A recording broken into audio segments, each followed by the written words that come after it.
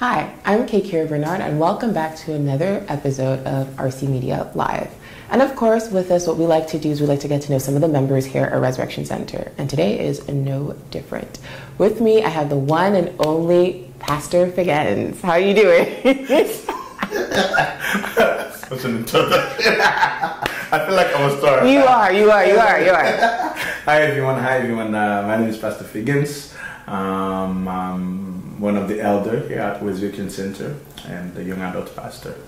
Nice. So a little bit more about your role. You say you're one of the young adults pastors. Yes. Is there any other position that you hold here at RC? I do. I'm one of the leader of the youth. I lead a connect group as well. And like I said, I lead young adults and I'm an elder. So nice. You hear a little bit of everywhere. Yeah. But I love it. But that's most important, is actually enjoying it. Yes. So it's not a burden. Yes. So I want to take a step back, right? Okay.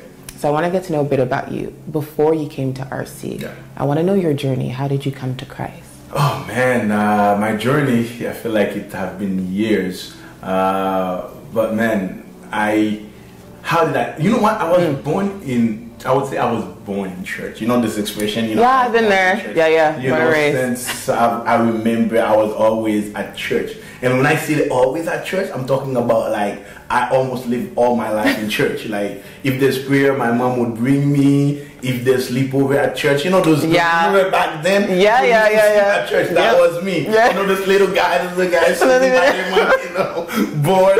I used to be at church, but I never really took it seriously. You know, I knew God existed. I knew, God was real because I've seen stuff. I've seen one thing. I'm glad I was born in that time. I saw God move in ways that you cannot deny. It's not real. Right. You know what I mean? I've seen demons being cast out. I've seen people being healed when I was young. I've seen people receive being baptized by the Holy Spirit, So I've seen so many things, but I was never ready to commit because, the world was so tempting. So tempting, you know what I mean? There was so much going on in the world, and I was in high school and everything, so I was like, man, it's too much. So I would go out and then come back on Sundays and go, being the lukewarm. I'm so sorry. Yes, the cycle. And then go back during the week. Yeah.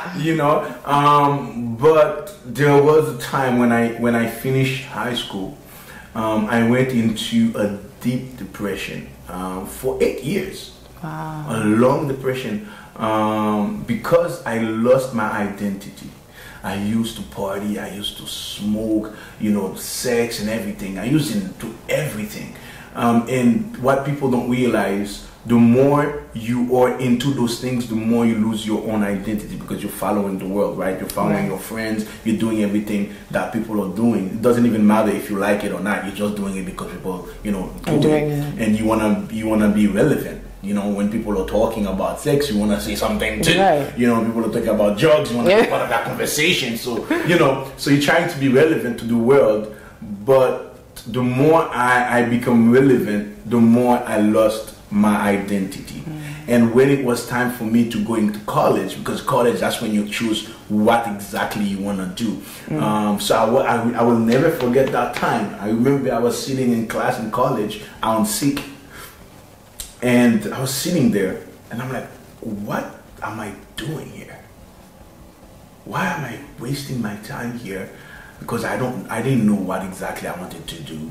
Plus I was failing because in college, especially at Hunsick, people chill there. People that don't even go to college, they're all outside chilling. Right. So I used to go there and chill. So failing classes. So I quit, I gave up, and I said, I'm not going to stay there and waste my time. So I left and then go back for a while. So I got depressed, man. So all I did during my time was watching TV, movies. I don't know if you remember at that time. Yeah. It wasn't like that. You streaming. Download the movies. And we did it legally.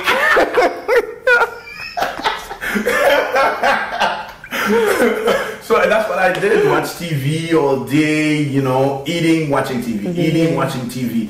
And I remember every month my mom's bill was $800. Oh no! Because it wasn't unlimited, unlimited download. So $800 a month. Oh. So my mom would like freak out, would really like be upset with me. Yeah. So I would have to go to work. So I'd go to work for 3 months until I get all the money that I need to pay my bills, and then go back, stay home.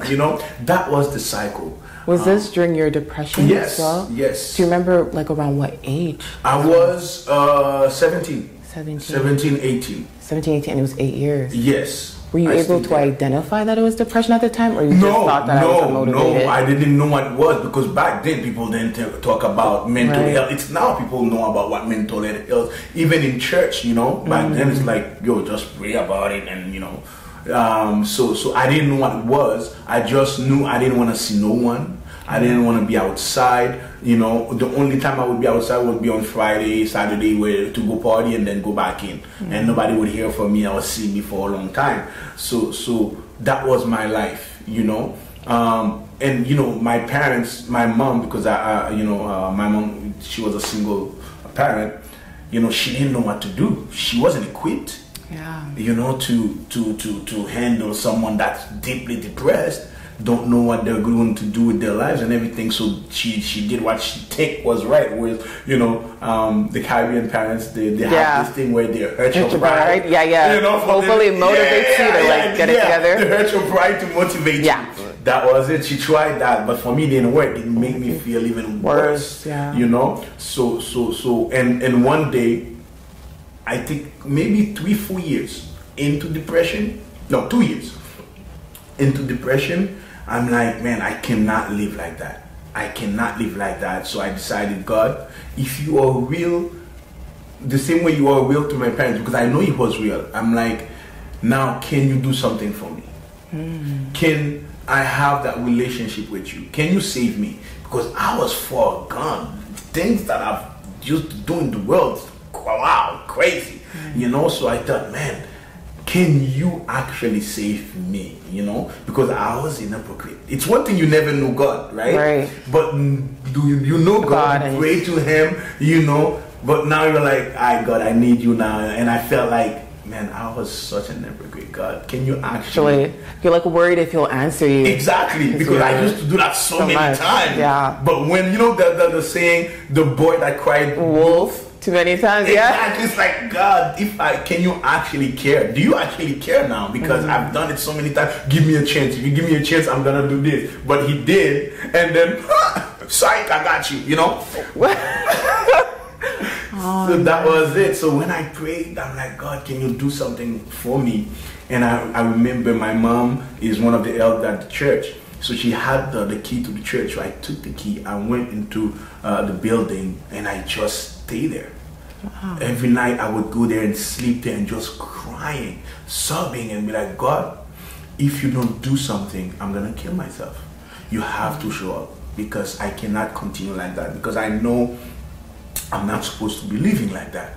And I prayed and I prayed and I prayed and I prayed. I cried because, at that time, you don't think you know how to pray, right? It's true. I'm leading the youth. Most of the young people think, I don't know how to pray. But trust me, when you are desperate, and in the body, you don't care about. No, it's the sweetest prayer. Just earnesty in the heart. You just cry out and say, God, however, God, please help me. I'm dying out here. Help me with this, help me with that. There was no protocol. There was no, okay, I have to say thank you first and then ask for forgiveness. When you are in a bind, you just go straight, God, like, I need you to do something, and that's what I did. And I think it took me a good 3 weeks going there, man, every night. Like consistently every night, praying, crying, until one day I felt God just came and gave me a big hug, and He said, I got you. That's when my life changed drastically. Yes. And remember, I said I was in depression for 8 years. Yes. And I said, I prayed 2 years in depression. That means there was 6 years Yeah. I was still in depression, even though God answered my prayers. So tell me what that looks like a bit, because sometimes we talk about like the move of God, and a lot of times, especially if you're going through depression, and I relate to you on that part because I went through something similar too, where I didn't identify it was depression. I just thought that I was something's wrong with you. Yeah, I was like like I'm not wired right, like what is not clicking. But how does it look like? Like, how do we explain it to someone else that would be looking, and how God moves? Because a lot of times we think it's drastic. We're like, okay, He saved me, I'm out of depression, I'm happy, I'm going out and back in school. It wasn't like that. How do you know when God's working, but it's not as drastic as you would like? For me, it was, for sure, for different people, it's different, right? Because God move based on your personalities, right? Based on your experiences, right? So, and your love language as well.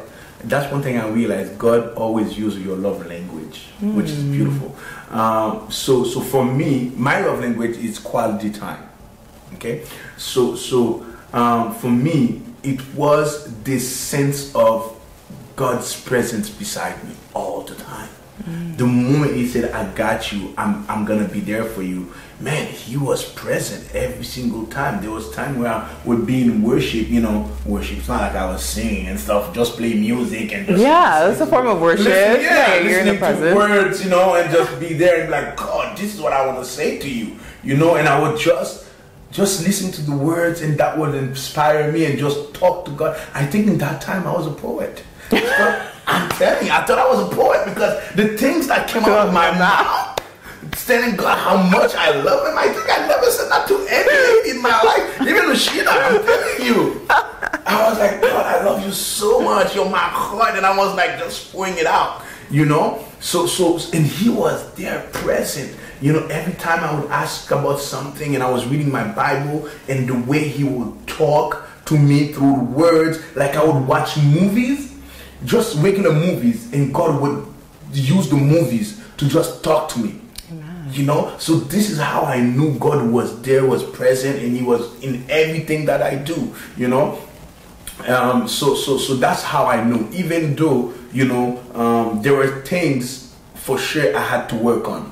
That's where that's what was keeping me during the 6 years, because like you said, people expect God to just do something for you, everything for you, and like, okay, you wake up one day, you're full of energy, you have vision, happy again, you're productive. No, because there's still work that needs to be done. You need to change as well. And sometimes people are so disappointed because we tell them, oh, God will do it for you. Pray and God will come, and boom, there's going to be a miracle. Sometimes, yes, but not in all cases, because I believe sometimes if it's like let's say a demon, or if it's like a curse or something like that that's keeping you, already have the work ethic, you already have the discipline, you already have all those things, and it's just maybe a curse or that's keeping you from applying those things you already have, the character you already have. Now God will come in an instant, right? So God will remove the curse, will remove the evil spirit that's keeping you, right? Then you see those people, boom, they just fly, because they already had the character and the work ethic. But if you don't have those things, then God will work with you to build those things. And me, I didn't have nothing. I've never done homework my whole life. God, that's the thing. So I like to believe I'm a smart guy. I do things quick. Right. And it can be a good thing, but it can be a bad thing. Because you don't have the work ethic to study. Exactly. In high school, I never studied. The moment I listened to what you're saying, I'm like, oh, I got it. Boom. So because of that, never done homework, never studied, so I just, glide to high school like that. So I never had any work ethic, any discipline. I've never stick into anything in my whole life. Right? So those are the things that brought me depression, because I'm like, I want to do stuff, but I don't know how, and I had nobody to teach me. My father wasn't present, Right. So it's like, man, God, now I want you to help me. So God had to build work ethic, discipline, how to go after your dream, how to go after your vision, and stuff like that. What do you need in your life, and clean out my circle as well. There's a lot of work that God has done in my life in the span of those 6 years. So that's why it took so long. Yes, I got better and better and better and better, but man, it was a lot of work. And of course, there's high and there's lows. And sometimes you try to change, and that's what was the most difficult. Sometimes you try to change, and people, because they know you were in your low, and you do better, right? The moment you go back, they're like, oh, you're back again. You're like, you're back again. Look at you, and blah. So it's just like, oh, am I really changing? So it's like. What did you do in those moments? What did you do when you went back to your lows and you felt and you sensed people were still criticizing you? What advice would you give someone? I would say trust and believe in what God says. For me, one thing I developed early in my relationship with God was, first of all, God is a person. Right? Because he hugged me and said, I got you. Automatically, in my head, I was like, okay, you know what? I will rely on you. You're gonna become my father. So let's go. Because during those times I was like, oh, I don't have no daddy to show me those things. And God is like, I'm the daddy. I'm the father, and I've always been there. So I'm like, oh, you are. All right, say less. So automatically I'm like, okay, you're my daddy, you're my father. You show me those things. So I use God as not use God, but I got to know God as a person. So God was real to me. He was more real than anyone else.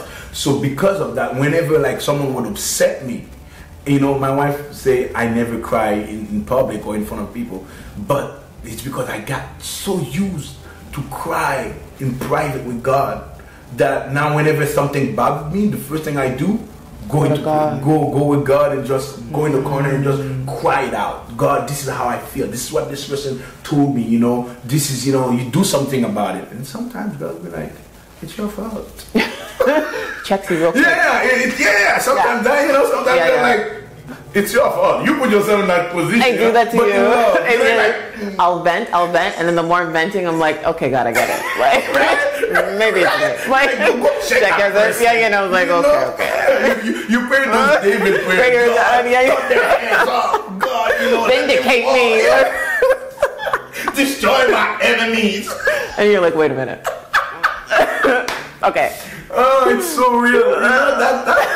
That's the thing. So that's how I got, whenever people would talk to me in a certain way, would belittle me and all those things, I would go to God and just cry it out, and that's why I said, people always say, the Holy Spirit is the comforter, but if you never took the time to cry out before God and let Him comfort you, it's just gonna be a word. But for me, I got into that position where, man, I cried my eyes out, and he was like, all right, okay, it's good. I got you. Okay, but you need to fix that though. Yeah. And that's a real friend. And that's how I actually knew what friends I need in my circle. People that will be there and be like, yeah, you're good. And I cry it out. But still, that will still check you. You put yourself in that position, right?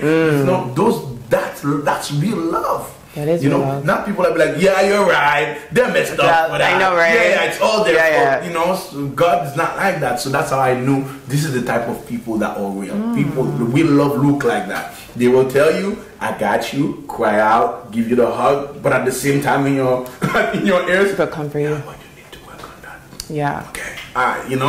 So that's how I got through. So your highs and lows. Yeah. I want to you said something really interesting. You were saying that sometimes when God is intervening and how He changes, sometimes if it's a curse or a demon, it could be drastic, and if it's not, there's someone. So for someone, let's say, who doesn't know Christ, they're going through their lows, they're going through depression or whatever they're going through, how will they be able to identify which is which? Oh man, that's a good question. Sometimes I think we know ourselves. Sometimes we just don't want to admit, the flaws that we have. But deep down, we do know our flaws, But the best way I would say is, if you put in the work and you do everything that you're supposed to be doing, and you're consistent with it, and so that's like reading the word. Yeah, exactly. It's like you're reading your word, you're working at it, and you're not giving up, and you putting the work, the hours, the time that it takes, and it still doesn't work. There's an issue. Okay. You know what I mean? That's when you're like, okay, that's not the problem. The issue is not me. God, you need to do something about it, because I put in the work, because I show up every single time, because I invest in myself, I do my due diligence, Now, if it still doesn't work, now that means it's a spiritual thing. You understand? So that's how you know.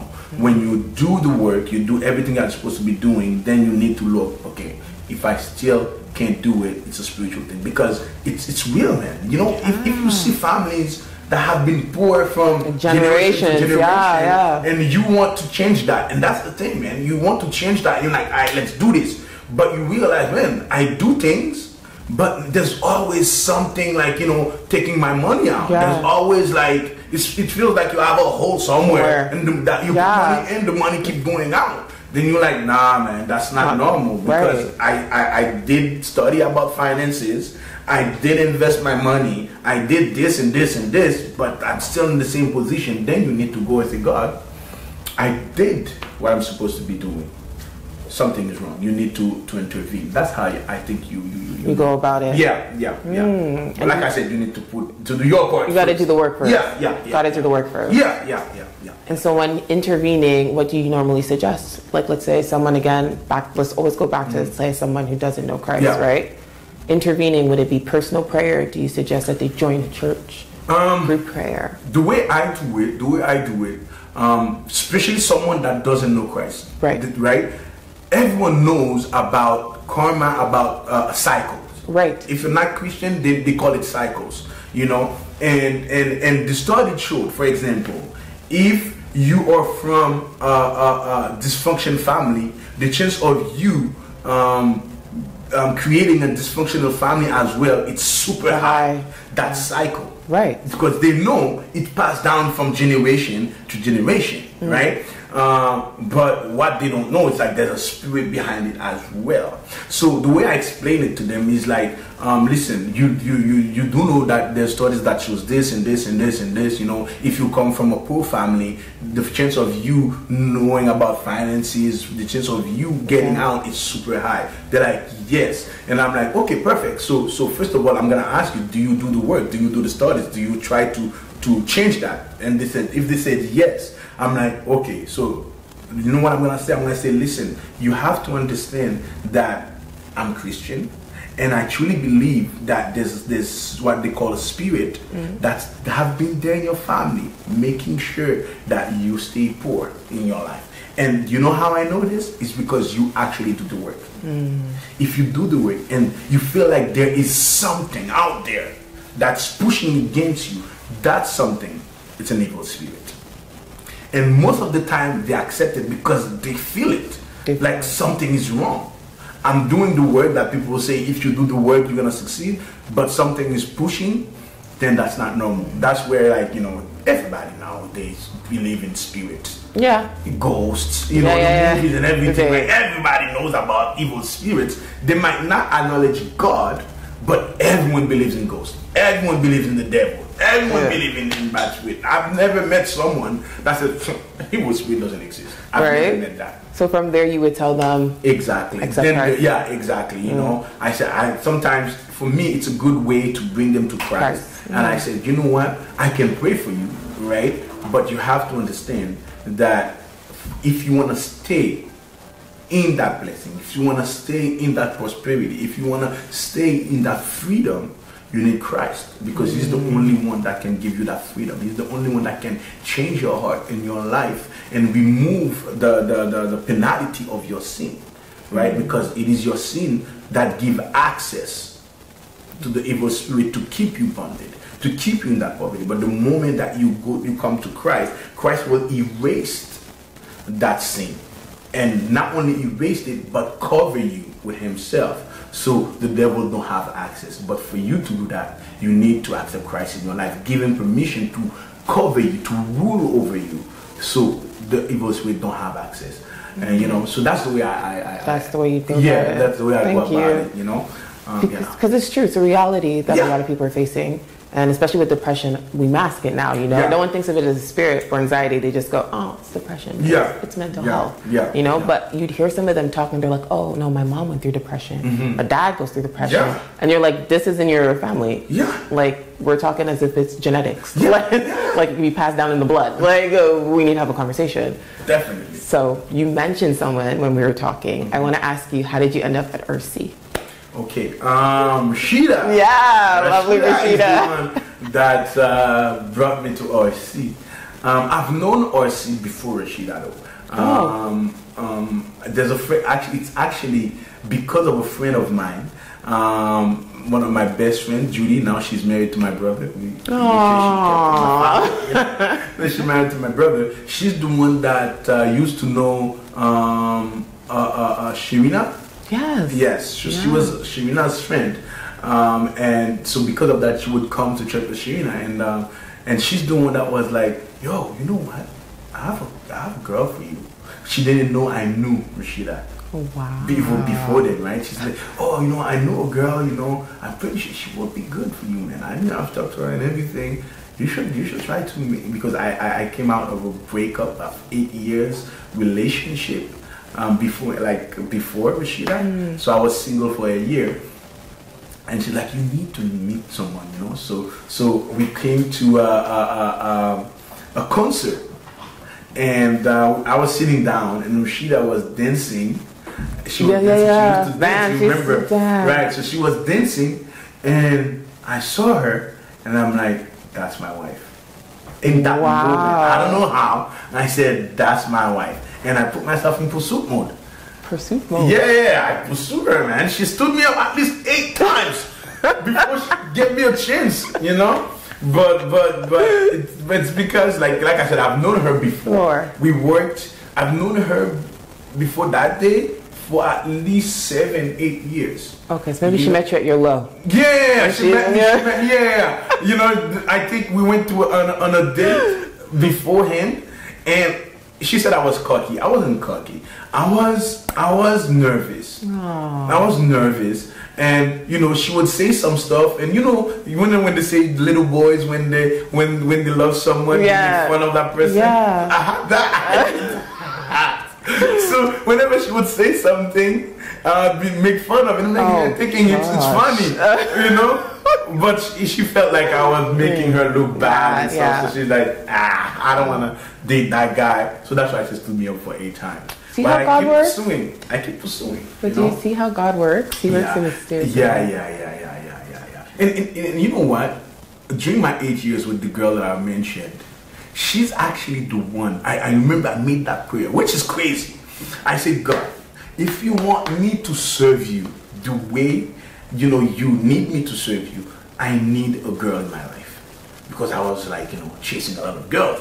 So I'm like, that's one of my biggest weakness. So you need to give me a girl that, first of all, will not make me sin, and secondly, will push me towards you more. Now that was my prayer, because if not that, it's not gonna work. You see, and Rashida is one of our youth leaders. You know, and you see, you came here. No, it wasn't even Rashida. It wasn't even Rashida. No, you don't remember? I was 8 years. 8 years. That girl came out of nowhere, we started talking, and she loved God, man. She loved God, and I remember I met her in high school. There was a boy that came and just like tried to tickle her. Man, she lost it. She's like, "Who are you to touch me? You're not allowed to touch me like that. You're not my husband. You're not." And I was shocked, because it was the first time in my life, in the time that I'm actually in this era, a girl is like, "You're not allowed to touch," just a touch. "You're not allowed to touch me like that because you're not my husband." And I remember the first time I saw her, I said, "This girl is bad news." Not bad news. But we start talking, and she was like, "Oh, you go to church?" I'm like, "Yeah." She's like, "But you're not Christian." I'm like, "Yes, I am." "But you party every night, and you do all those things. You're not Christian." I'm like, "Yes, I am." She's like, "No, you're not." So she challenged me, and we started talking, and man, I just fell in love, and she's doing every night. She would call, and we would pray together, you know. And I was with her for 8 years, no sex, nothing. Nothing. God was working. Oh, God was working. I'm telling you, God was working until God is like, it's time to move on. Wow. So I moved on. So I did move on, you know. And then a year after, and the crazy thing is, during the 8 years with this girl, we would break up and go back together. Every time I would break with my ex, I would see Rashida at an event. It's like God was telling you something. Crazy. And I think we break up at least 4 times. Every time I would meet Rashida and I'm like, hey, what's up? You know, you remember we were working together? So I'm like, yeah. And we exchanged number and everything, but I'm like, man, I'm pretty sure I'm gonna go back with my ex. I can't pursue that. Every single time, man. You know, so it was meant to be. Oh, that was meant to be in the picture. Speaking of meant to be, now you are in charge of young adults. Yes. Okay. I just want to ask you quickly, what is a young adult? What age do you categorize that as? Young adult for me is from, some people say 18 to 35, right? You're becoming young adults. But here at RC, we realize that young adults from 18, let's say, to 25, especially the 19, 18 years old, cannot really relate with someone that's 35. Right. So what we did, we separated the group. So we said, okay, there's going to be college and there's going to be university. And college is between 18 to 24, and university 25 to 35. That's how we separating them. So like that, you know, they will be able to be with people that they can relate to, they can understand, and you know, they can actually build relationship with.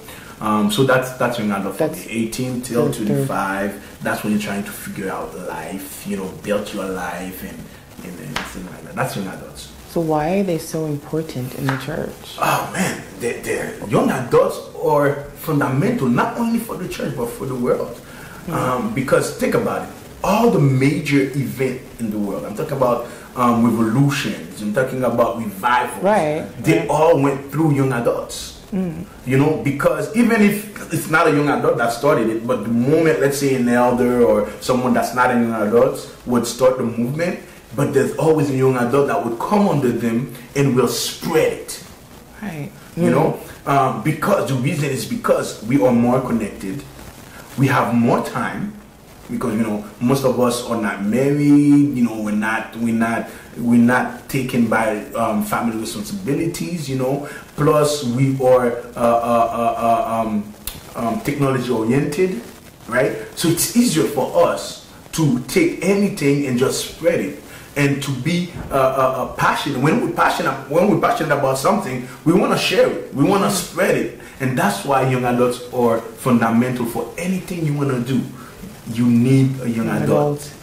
No matter how old you are, take a young adult under your wing and give them that passion, and you're gonna take it and just make it explode. Make it explode. That's young adults for me. That's young adults? Yeah, and that's what, and look, if you look at all the churches that are not vibrant, that's not, you know, alive, you will see that the young adults or the youth are not present. Because for life to happen, you need young adults, because they have, if you want the energy, if you want, you know, the freedom, you need young adults, man. You cannot take young adults. So we talk about young adults, right? Here at Resurrection Center, we've had the group running for a bit of time now. But what's special is that now you're going to be taking over as leading. Yes. So what can we expect that's going to be a little bit different than what we've been seeing? I think, you know what, right now at RC, we're seeing a change, a shift, a revival happening, you know, where we have the young adults, especially the young adults from 18 and up. We see where, you know, God has been outpouring His anointing and really, and people are getting more and more convicted about their calling, you know, convicted about answering God's calling, you know, and their gift. And I truly believe that God want to use the young adults to make a change into the world, to bring revival to the world, and it's not gonna be what we used to see. Like, it's not gonna be in the four walls of a church. Right. It's gonna be outside, in the workplace, in school. So what I want to focus on, it's really giving the young adults the structure, the discipline, and also know how to grow what you have, what to do next after receiving.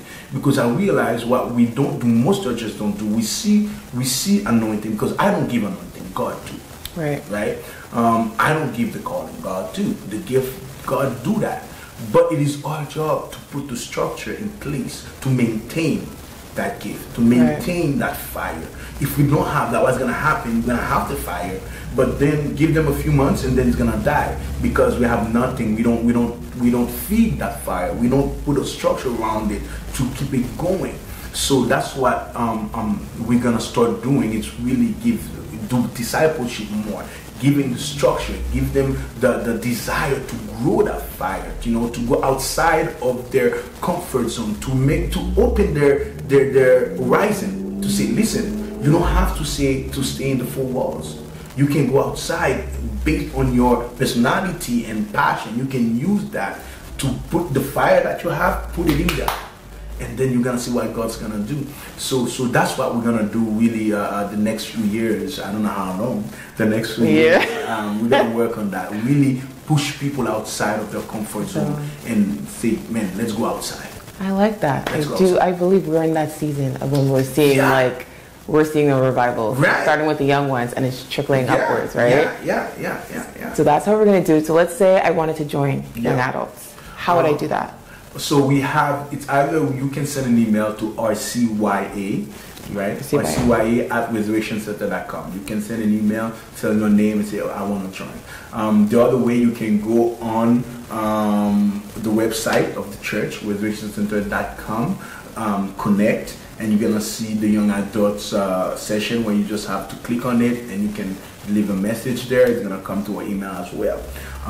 The other way, we have a guest central at church. Okay, so that means you have to come on down in house. Exactly. And I think it's easier to come in house and just fill out the paper and boom, it's so much easier. So you come inside, fill out the paper, they're gonna give it to us, and then we're gonna connect with you. If not, you can just come in person to our activity, which was every first Friday of the month. Every first Friday. We meet with the youth. We have service, worship, sermon. Sometimes we're thinking of having performances and stuff like that, because we have so many youth and young adults that are so gifted. They really are. Oh man, they really are. Listen, so every service will be a bit different, and as well, every third Saturday of the month we meet together. We do activities. So check out our social media as well. We have our CYA.unlimited on Facebook and on Instagram. That's where we post our activities. So check us out. I just want to thank you so much for being here today. We can keep going because you're honestly so interesting. I love, what? That's one thing. And before, I used to be a shy person. No. I hated being in public. I hated speaking in public. I hate it. And I still think I'm shy, but one thing I love is conversation. It's conversation. I like a good conversation too. I like learning about people. I enjoy it. And I thank you so much. I also thank you for just operating in your anointing and being passionate about what you're doing. A very passionate leader. And so if you're a young adult, even if you're a youth, because we mentioned it, be sure to check us out. I do everything I love. That's my calling. There you go. Thank you guys for joining us, and we hope to see you soon next time. Yeah. See you on Sunday in person too. Bye. Bye.